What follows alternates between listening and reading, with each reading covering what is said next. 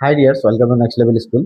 আজি মই class 9 spoken English exam কেতিয়া হ'ব আৰু কেনেকৈ এই পৰীক্ষাটো দিব লাগিব সেই বিষয়ে তোমালোকক জনাম আৰু এই নোটিফিকেশনৰ জৰিয়তে কেতিয়া কেতিয়া তোমালোকৰ স্পোকেন ইংলিছ এক্সামটো হ'ব সেই ডেটসমূহ তোমালোকক দিয়া আছে, মনত ৰাখিবা।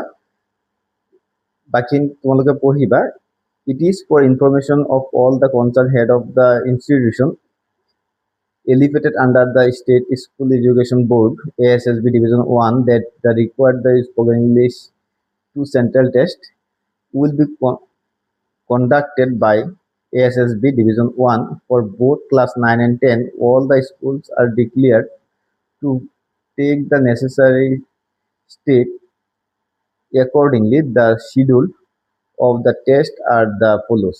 এই শিডিউলসমূহ ব্যৱহাৰ কৰি বা এই ডেট আৰু ডেট এণ্ড টাইম ব্যৱহাৰ কৰি তোমালোকে ডেট এণ্ড টাইম মতে তোমালোকৰ স্পোকেন ইংলিছ এক্সামটো দিব লাগিব।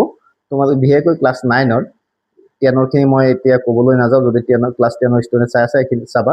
চেণ্ট্ৰেল টেষ্ট 10 আগষ্ট টু 14 আগষ্ট 2026 ইতিমধ্যে হৈ গৈছে আৰু চেণ্ট্ৰেল টেষ্ট 2 আছে 7 ডিচেম্বৰ টু 11 ডিচেম্বৰ 2026। এতিয়া আহি গ'ল 9 central test class 9 central test 1 14 আগষ্ট টু 28 আগষ্ট ইতিমধ্যে আহি পালে। গতিকে তোমালোকে এক্সামটো দিব লাগিব।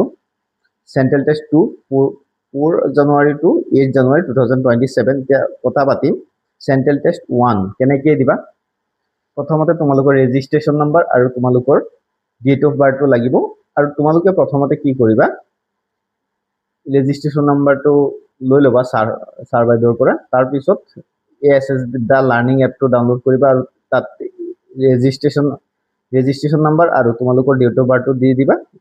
এপটো খুলি যাব আৰু লগতে তোমালোকে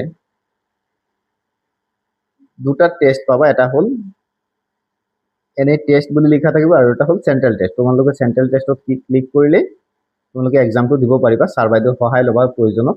এতিয়া কথাটো হ'ল এই কুৱেশ্যনসমূহ তোমালোকে কেনেধৰণৰ কুৱেশ্যন আহিব সেই বিষয়ে তোমালোকক অহাকালি মই আৰু এটা ভিডিঅ'ৰ জৰিয়তে প্ৰিভিয়াছ ইয়াৰৰ কুৱেশ্যন লগতে কেনেধৰণৰ কুৱেশ্যনৰ এইবাৰ কেনেধৰণৰ কুৱেশ্যন অহাৰ সম্ভাৱনাটো যথেষ্ট বেছি বা আহিব সেই প্ৰশ্নসমূহ তোমালোকক দেখুৱাই দিম। গতিকে প্ৰথমতে চেনেলটো ছাবস্ক্ৰাইব কৰি ৰাখিবা প্ৰত্যেকটো ভিডিঅ' তোমালোকে পাবৰ কাৰণে। এইখিনি আছিল আজিৰ ভিডিঅ'টো।